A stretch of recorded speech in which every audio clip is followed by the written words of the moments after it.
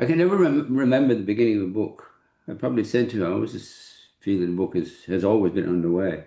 I can go back in my notebooks and I can see the dates, but to me, I suspect it's all one big book from the very start, you know? Something that can be collected into an edition that thick. Um, but I've always had a very ambiguous relationship with Venice. I've been going there since the early 1960s. I go there every January because I'm on the jury of the Nonino, the Premio Nonino, which is a book prize in north of Venice. So my daughter and I call in and stay in Venice for a day or two. Um, my wife used to feel the same about Venice as I do.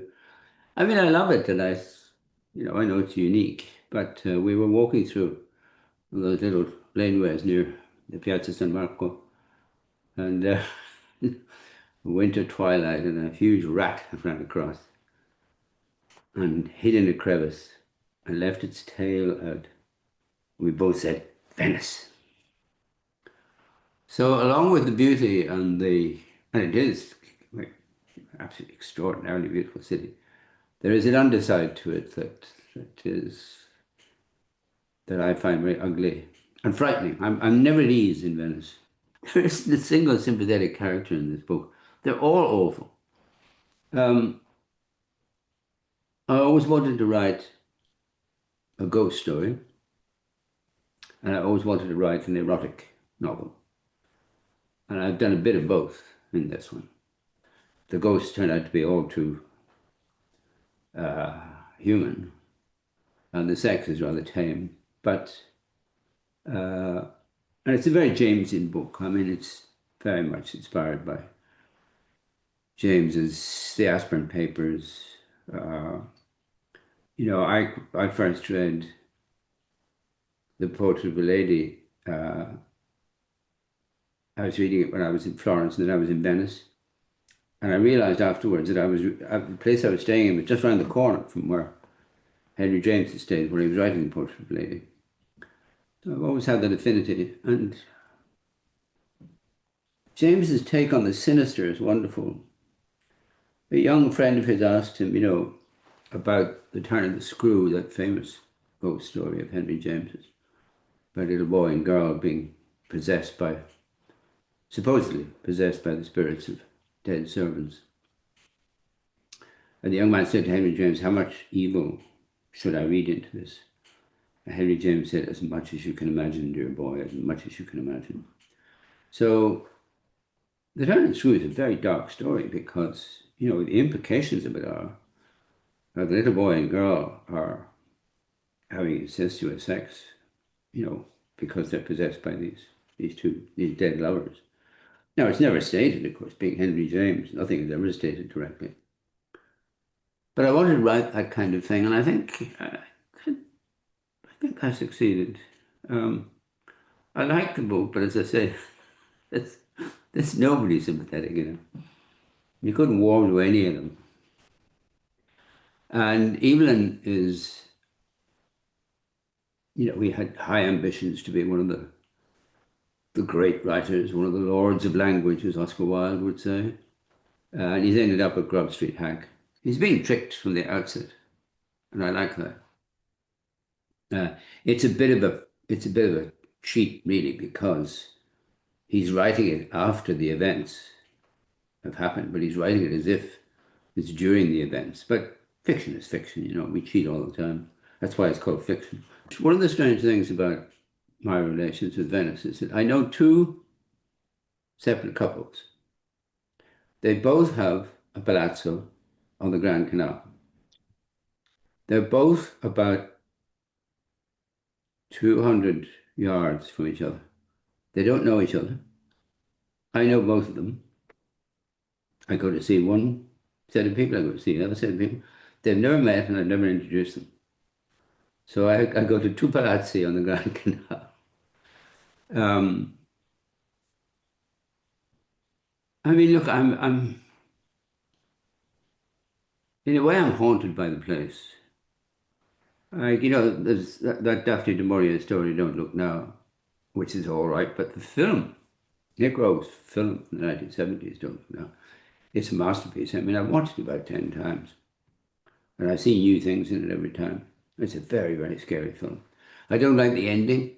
They shouldn't have shown the killer. They should have just left it ambiguous. But in the movies, the money men won't let you do ambiguity at the end. Always has to be tied up in a neat little bow. But it's a wonderful movie. And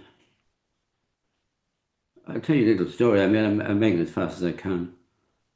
A couple of years ago, I was in Venice.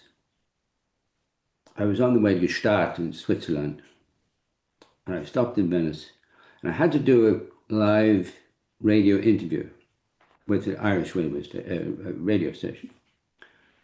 So I booked myself into a private club to have dinner there, and I said, "Can you give me a room in which to record? Just 15 minutes to record this before I have my dinner." So I arrived there, and it was completely empty, and I did my interview, and then I went into the dining room. There was a long table set for about 40 people. Nobody there. No staff, no people, nothing. And I thought, I don't like this. I don't like this. I'm getting out of here. I got trapped in the lift going down. I was trapped in the lift for about 15 minutes. Finally made my escape. Next day, I went down. Now, there were other coincidences around that time, but it would take too long to go into it. Next morning, I went down to visit an old friend of mine in Tuscany at her house in the country. And she was having a lunch party. And there was a man there I said, I'd just been to Venice. And he said, "Oh, my family used to own a quite nice house in Venice, but it's now a private club." And I said, "Was it the?"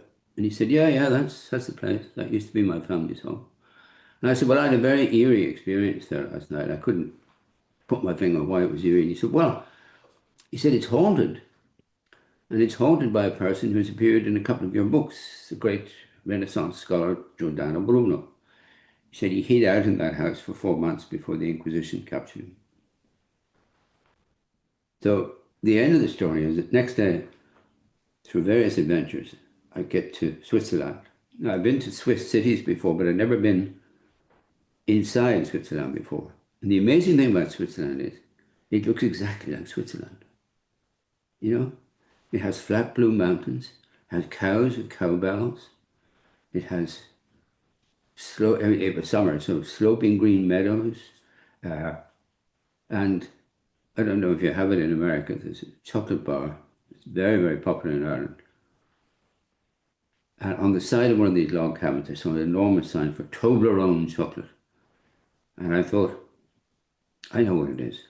I died in that club in Venice. And this is all the afterlife. And I mean, I was in Gstaad for a week, more and more coincidences. I got home, there were more and more coincidences. Yesterday, I was visiting a friend of mine. We were talking about this, and it turned out that her mother knew the husband of the woman whom I went down to visit in Tuscany. So Venice is definitely, I'll probably die there. I'll probably die there. Death in Venice.